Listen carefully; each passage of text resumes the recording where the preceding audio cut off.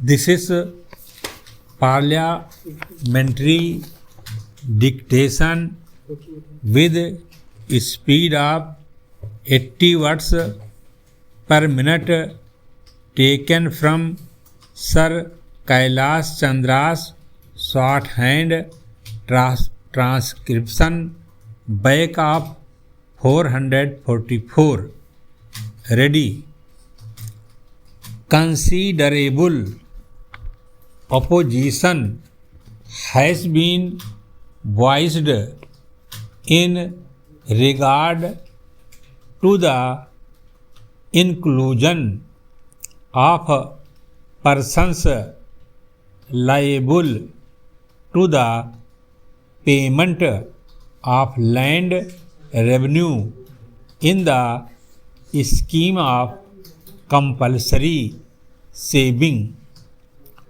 It has also been suggested that if it is not possible to exclude this category altogether, a higher exemption limit may be fixed for them.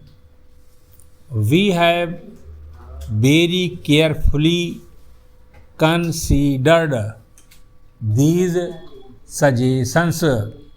May I inform the House that before the bill was drafted, there were detailed discussions with the chief ministers and finance ministers of the states, and the conclusions reached were that in a comprehensive legislation of this type, it would not be appropriate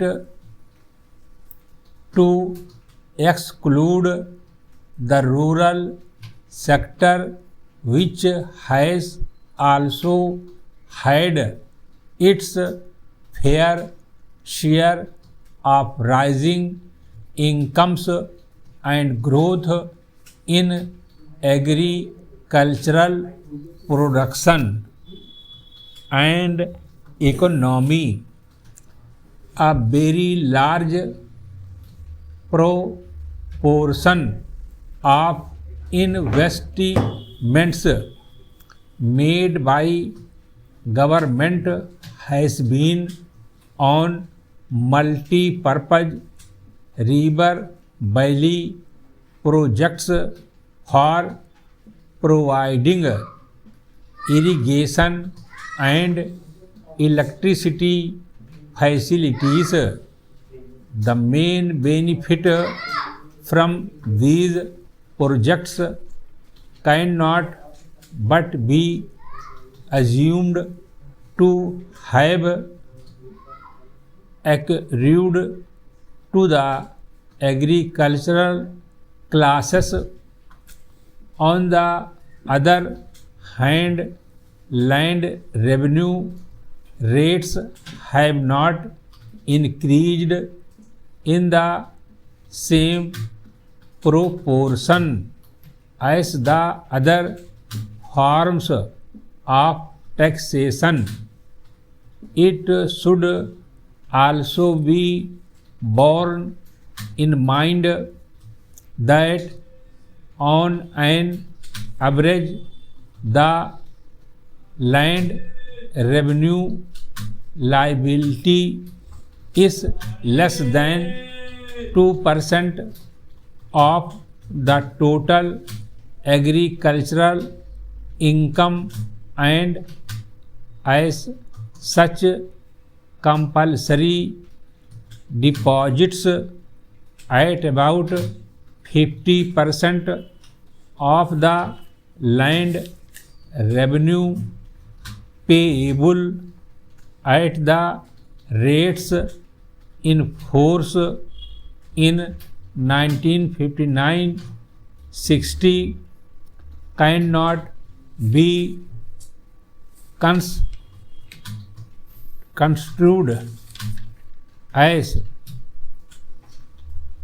onerous, although for administrative convenience the bill provides for the maximum rate of compulsory deposit at 50% of the current land revenue liability. The scheme shall be so devised as to ensure that the deposit does not exceed on the whole 50% of the land revenue payable according to the 1959-60 rates. This is intended to reduce the extra burden on the landholders in the states where the land revenue rates have been increased in recent years. Nevertheless, with a view to removing the hardship on small landholders, we have agreed to exempt those small landholders whose land revenue liability is less than rupees 50 per annum by making necessary provision in the scheme to be drawn up. As a result of this exemption, almost half the total land revenue payers would be excluded from the scope of compulsory savings. I might add that some of the less developed states whose need for resources is very much more were urging for a lower exemption limit. We have not found it possible to agree to any decrease in the exemption limit. So, in the circumstances, this bill deserves the approval of the House. Stop.